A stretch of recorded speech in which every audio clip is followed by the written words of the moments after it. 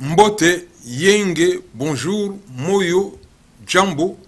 L'émission télévisée L'Europe parle aux Congolais reçoit notre invité politique de la République du Congo, Congo-Brazzaville, Dominique Kunku. Merci à Marius Baende, chef du staff de notre émission télévisée L'Europe parle aux Congolais pour la programmation de ce 25 juillet 2023. Ici Paris, Awa Ngumba Paris. Bienvenue à notre invité politique Dominique Kunku qui est déjà dans ce vaste et magnifique studio de télévision EPV TV du Congolais de la diaspora de la République démocratique du Congo, RDC, Constant et Fouanga, EPV TV, qui est aussi réalisateur-producteur des dessins animés porteurs des valeurs et des messages puissants. Notre invité politique Dominique Kunku, sa parole porte dans des espaces politiques conséquents.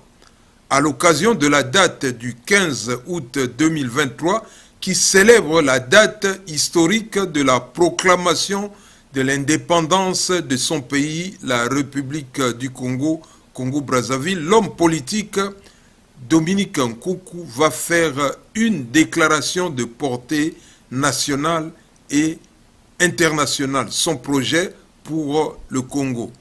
Et dans la géopolitique, en tant que leader d'opinion pour des publics, il va se positionner par rapport à ce que la diaspora de la République du Congo, Congo-Brazzaville, à Londres et en Irlande, a qualifié d'alliance toxique belliqueuse Sassou Nguesso et le grand criminel de guerre extrémiste tutsi rwandais Paul Kagame.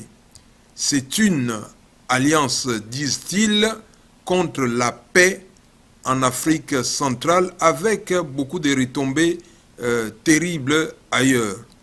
Bonjour et merci maître Dominique Kunku. Le 15 août, une date de la liberté qui est un droit inaliénable de votre peuple. La tribune est à vous. Merci infiniment, merci de toute cette grâce que vous me faites en m'invitant. Et comme vous le savez vous-même, en politique, il faut toujours précéder l'aurore. Parce que quand l'aurore arrive, tout le monde se réveille. Mais il faut qu'avant que l'aurore arrive, on puisse savoir où on va. C'est pour cela que, solennellement, devant le ciel et la terre, devant mon peuple, qui m'a beaucoup sollicité, et devant la communauté internationale, qui de plus en plus est mal devant la criminalité économique, criminalité de sang que subissent les Congolais. Je déclare que je suis candidat à la présidence de la République du Congo.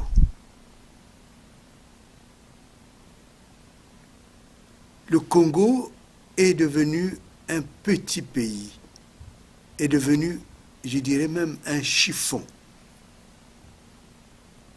Le Congo est devenu un pays dont on a honte,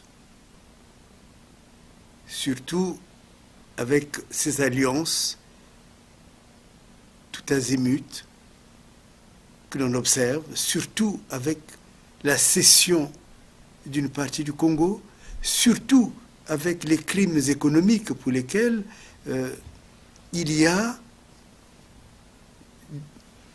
des pétitions qui circulent.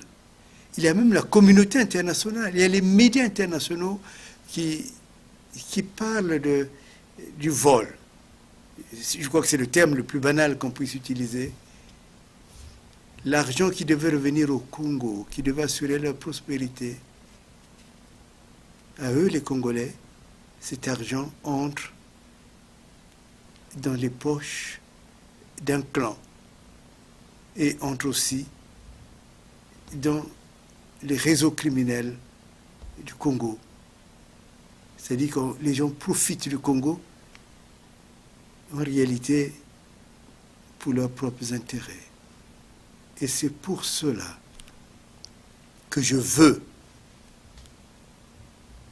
que l'on prenne date à partir d'aujourd'hui, que je fais un pacte entre la grandeur du Congo et les libertés, la liberté que le Congo doit annoncer et construire à travers le monde. Le Congo ne doit plus être regardé comme un pays, un petit pays, mais comme un grand pays béni de toutes les manières, de toutes les ressources. Et il est injuste que le Congo soit gouverné pendant 40 ans de la manière la plus criminelle. On m'a dit que le Congo a un dictateur. Et moi, j'ai dit, il n'a même pas, celui qui le dirige, n'a même pas l'étoffe d'un dictateur. Il est tout simplement un criminel et ce qui vient de se passer au Rwanda le montre. Mais il y a aussi beaucoup d'éléments que j'ai, qu'au cours de cette campagne, nous allons développer et mettre en évidence. Je veux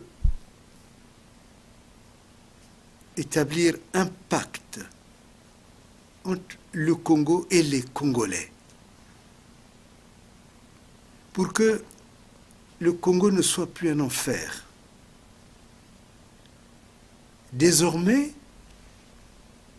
le Congo doit travailler pour la prospérité des Congolais, hommes, femmes, et de tous ceux qui ont été accueillis et qui ont fait du Congo leur pays.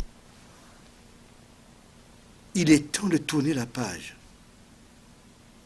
On ne peut pas tolérer qu'un pays riche vive chaque jour la faim.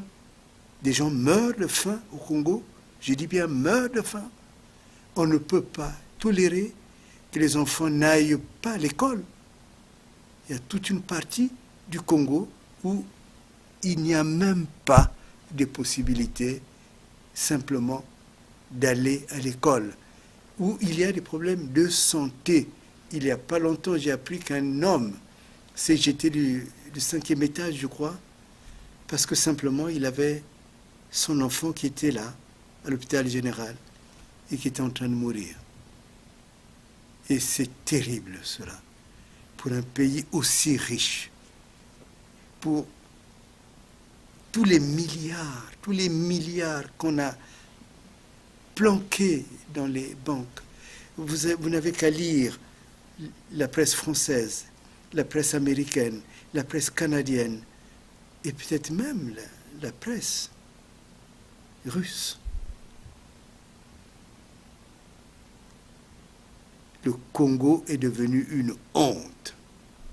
Et je veux que l'on soit fier d'être Congolais.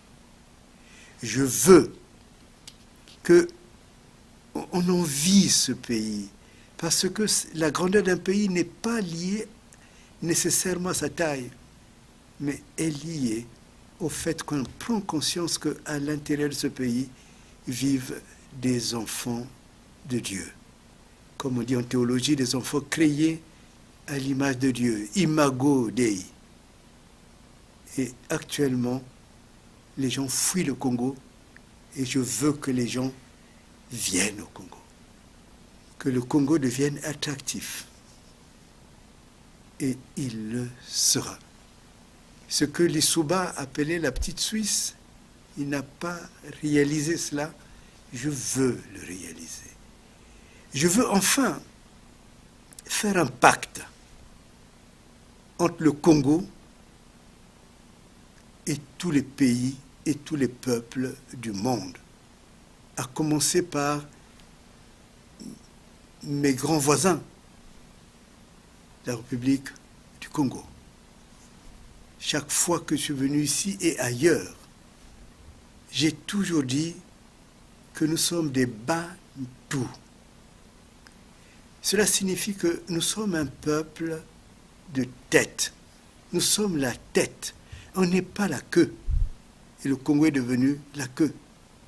Et plus grave encore, le Congo est devenu le lieu où on vient faire des stratégies militaires contre la République centrafricaine, contre la République du Congo. Et maintenant, ce que peut-être les Congolais de Kinshasa ne connaissent pas, les gens pensent que ce n'est qu'un projet. Je déclare qu'il y a actuellement l'Impreco. Impreco, c'est une usine qui avait été construite à la grande période de Massamba Deba, qui était une usine qui faisait du textile pour les femmes. Vous savez que c'est devenu un camp rwandais. Et l'Impreco, c'est juste à Brazzaville. C'est-à-dire qu'on met des stratégies où le Congo démocratique est juste en face. C'est-à-dire de là, on peut même tirer, comme les gens savent le faire, et détruire une grande partie du Congo-Kinshasa et détruire ce peuple qui est aussi mon peuple. Je vous avais dit ici que j'ai de la famille Ndjili. Donc c'est mon peuple. Et ce peuple, c'est un peuple des Bantous. Et moi, je dis non. Je dis non à ces projets mortifères. Sassou aura certainement, quand l'histoire sera très claire, à répondre de son rôle par rapport à la mort de Kadhafi. Et je ne veux plus que le Congo devienne le pays où le crime est organisé contre les autres.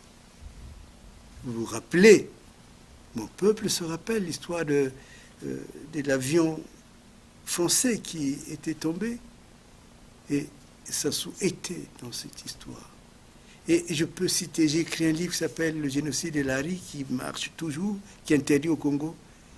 Mais c'est toujours cette image-là.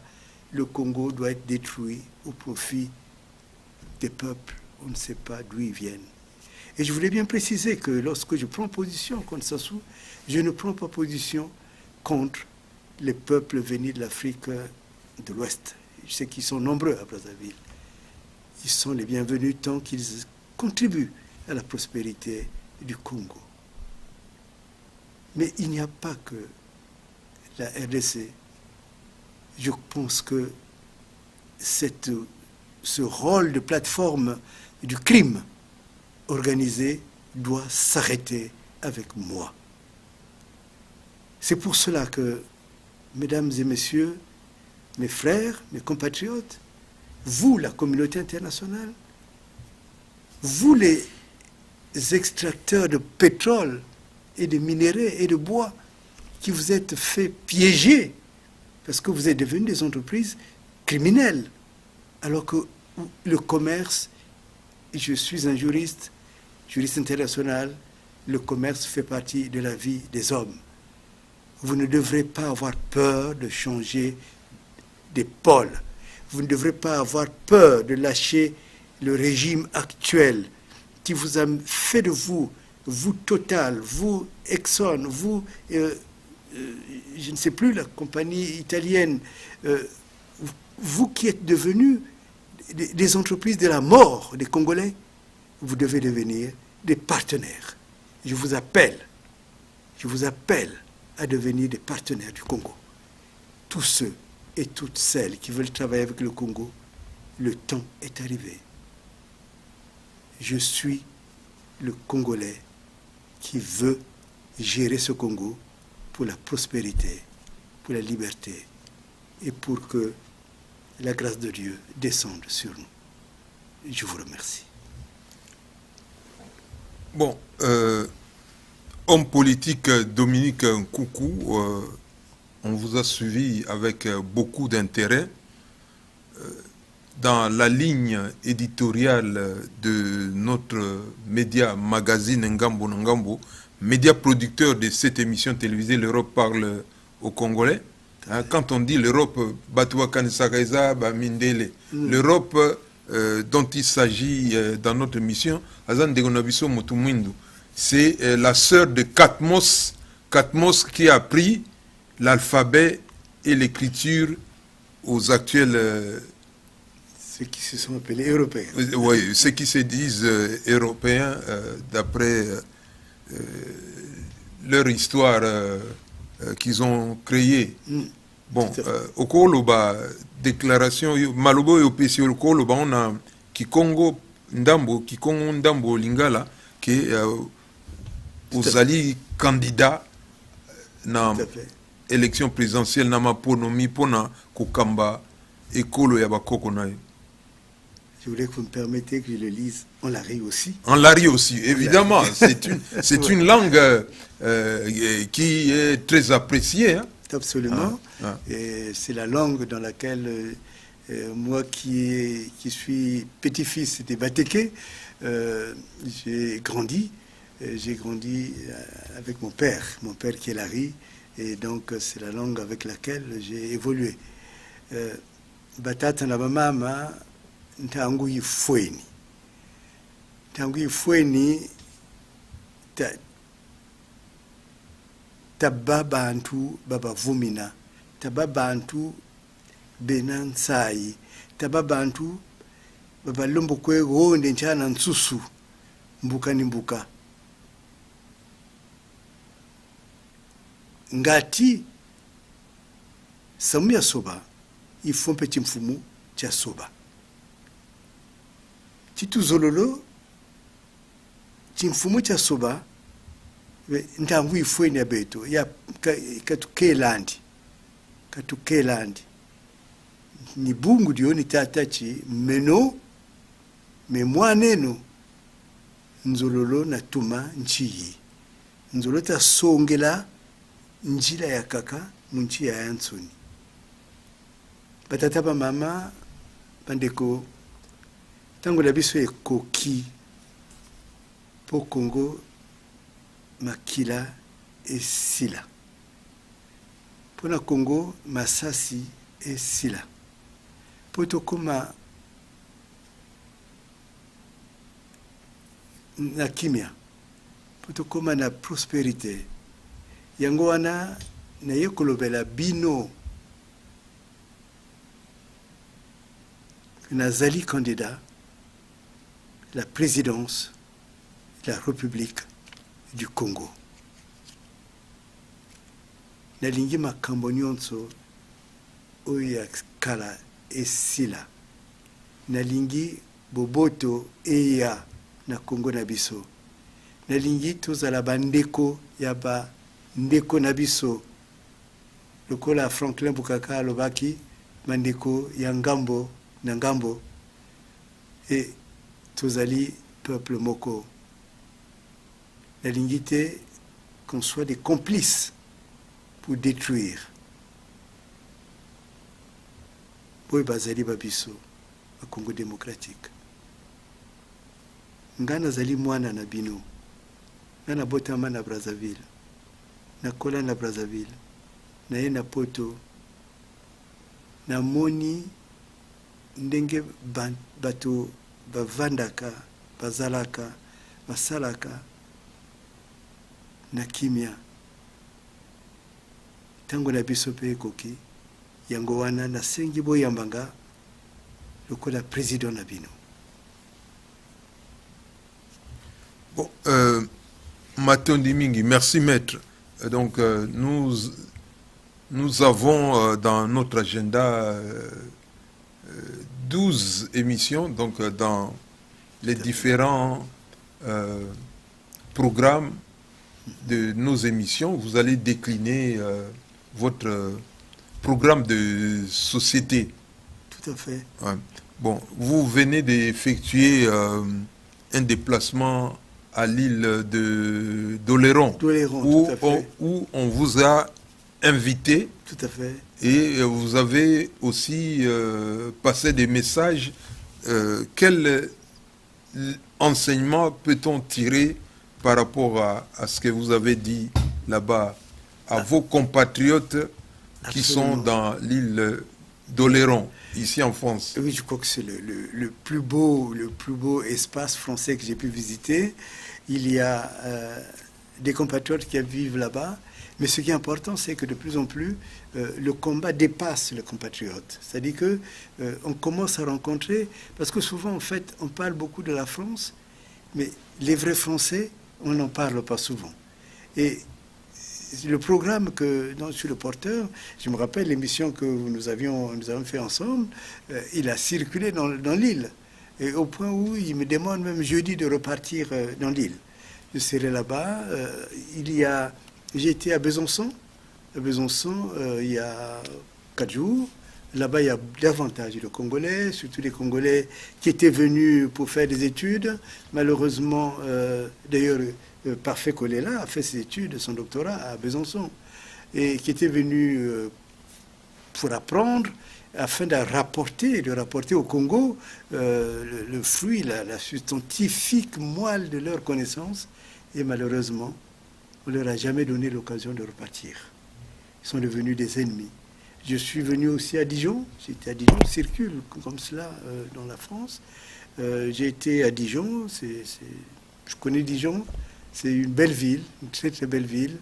On a eu aussi des rencontres. Et on est en train de démarrer puisque j'ai eu surtout les amis du Maroc, à qui je demande pardon, puisque je devais vite réagir, parce qu'ils veulent créer aussi une sorte de conférence que nous allons faire comment on appelle ça, par visioconférence. On va le faire à la rentrée, Voilà. Et c'est programmé par le chef de staff de notre émission, Marius Baïndé. Voilà, donc à la rentrée. Tout à fait, on va faire cela. Nous sommes attendus, même par visioconférence au Canada. Nous sommes attendus aussi en Grande-Bretagne et aux États-Unis. Et je crois que c'est une révolution qui est en train de se mettre en place. Et moi, ce que je trouve magnifique, c'est que parfois, quand on fait des campagnes politiques, on a seulement je dirais, tu vas dans une ville et tu rencontres quelques Congolais comme ça, pratiquement à la sauvette. Et seulement les Congolais. Or, maintenant, quand je suis en déplacement, c'est tout un peuple qui se lève. Mais parce que je me rappelle, vous m'avez demandé ce que je peux retenir, à l'île d'Oléron, on nous a dit, mais vous savez, maître, attention, c'est pas nous qui voulons la mort de l'Afrique. C'est eux qui sont dans le système. Et c'est une dame particulièrement que j'aime, je respecte, qui a maintenant 86 ans, qui a beaucoup travaillé en Guinée, et qui aime beaucoup l'Afrique, mais sincèrement l'Afrique. C'est-à-dire qu'ils disent que souvent, quand il y a des combats qui sont menés, ayant du discernement, pour que nos problèmes ne les gardons pas seulement entre nous. Mais beaucoup de Français veulent participer. Ils veulent, même au niveau nous avons tout un peuple qui est en Suède, dans toute la partie nordique de la France, de l'Europe. Il y a aussi des attentes importantes. Là-bas, nous avons une équipe qui est en formation, surtout particulièrement en Suède. Je ne dis pas leur nom puisqu'ils ont un statut de réfugié, mais c'est pour dire qu'il y a une révolution qui se prépare. Et moi, je m'en réjouis. Et c'est cela la politique. La politique, ce n'est pas les magouilles, c'est rendre heureux un peuple. Et jusqu'à présent, 40 ans après, il n'y a pas un peuple plus malheureux que le peuple congolais. Il n'y a pas un peuple qui a le plus d'ennemis, je dis bien d'ennemis, que le peuple congolais. Mais pas du fait des Congolais, mais du fait de ceux qui, pendant 40 ans, ont tué. Ils ont tué Biayenda, ils ont tué Massamba Deba, ils ont tué... beaucoup ont contribué même. Maintenant, je commence à apprendre que Youlou a été empoisonné. Donc, il y a quelque chose de très grave. Et d'ailleurs, je rebondis par rapport aux questions, à la position qui a été prise par mes compatriotes en Irlande, en Angleterre, je crois, et qui ont qualifié la rencontre qu'il y a eu entre... de l'alliance toxique et belliqueuse anti-paix en Afrique centrale. Et pas seulement en Afrique centrale, on typait dans l'Afrique. L'Afrique. Parce que il y a longtemps que cela a commencé. Je crois que même dès le début, on en a parlé ici. Il y a longtemps que cela a commencé. Et il est important que vraiment, moi aujourd'hui, je lance un appel à tous les Congolais, mais de manière générale, les Congolais de la République démocratique. Pour moi, avant-hier, j'ai été interpellé par une sœur du Congo, par une vidéo qui me disait, mais les Congolais ne se rendent pas compte, les Congolais de Brazzaville. Et moi, j'ai envie de dire que les Congolais de Kinshasa dorment. Et il est temps qu'ils se réveillent. Pourquoi ils dorment? Parce qu'ils ne se rendent pas compte qu'on a pris le Congo, Brazzaville, comme étant l'arrière-fond, l'arrière-base militaire pour détruire le Congo démocratique.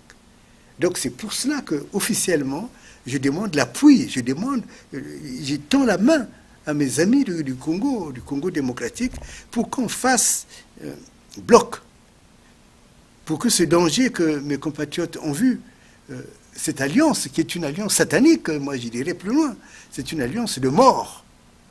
C'est une alliance de mort. Qu'est-ce qui a allé chercher des terrailleurs? Qu'est-ce qui a vouloir tuer des mamans? Qu'est-ce qui a vouloir violer? Qu'est-ce qui a soutenu le M23? C'est ça? M23, c'est comme les M23. Oui. Pour nous, avec des documents que nous avons, fait partie intégrante de l'armée monoethnique du régime de Paul Kagame. Donc ce n'est pas un mouvement rebelle. Donc, moi, toutes ces choses-là, et j'ai dit, je voudrais vraiment travailler en coalition avec les vrais combattants, les hommes qui veulent financer une véritable action politique parce que ce qui est volé au Congo est souvent mis en arrière-plan au Congo-Kinshasa. Et ça crée la haine chez les Congolais de Brazzaville. Il n'y a pas à avoir de la haine envers mes frères et mes sœurs de Congo-Brazzaville, du Congo démocratique. Parce que nous sommes tous dans le même filet. Il faut que nous sortons de ce filet. Et je veux demander que nous travaillions ensemble. Moi, je veux accueillir, je veux recevoir des appels, je veux recevoir des personnes. Et pour qu'on mette en place une stratégie, si le Congo-Brazzaville est libéré, je vous garantis que vous serez libérés. Bon, est-ce que vous êtes prêt à accorder des interviews à des chaînes de télévision à Kinshasa? Disponible. Ok. Disponible, bon. Quelles que soient les formes, quel que soit le lieu. Au Lingala, je m'entraînerai. Mais en tout cas, je suis disponible. Bon, mais pour le 15 août, nous vous disons quand même bonne fête. Hein? Oui. Toubandi Yango, Banda Batunyo, bonne fête. Et puis, nous allons observer comment vous allez passer cette journée qui commémore cette grande date qui est très importante, non seulement pour la République du Congo, Congo-Brazzaville, pour toute l'Afrique, parce que Bisso Dozaba panafricain. Bon, maître... Oui. Je voulais juste dire un détail, parce que vous êtes un grand journaliste, et vous le savez. La fois où j'étais au Congo, je suis allé au Congo, vous savez ce que Sassou a fait? Sassou a interrompu son meeting en disant que je suis en train de voir des mercenaires, comment on appelle ça, sous les toits. Donc, il a interrompu. Ça montre la panique dans laquelle est cet homme. Et je crois qu'il faut qu'on arrête, parce qu'on veut créer une sorte de mythe de Sassou. Moi, j'ai dit, il n'y a pas de mythe de Sassou. C'est un voleur, c'est un truand, et c'est un criminel. Et tous les voleurs, tous les truands, tous les criminels, j'ai beaucoup apprécié le témoignage qui a été donné de cet homme qui a lancé le développement endogène. Il faut des hommes et des femmes comme ça, des hommes et des femmes qui ne volent pas, qui ne tuent pas, mais qui croient beaucoup, beaucoup à la puissance de l'homme. Bon, cet homme, c'est...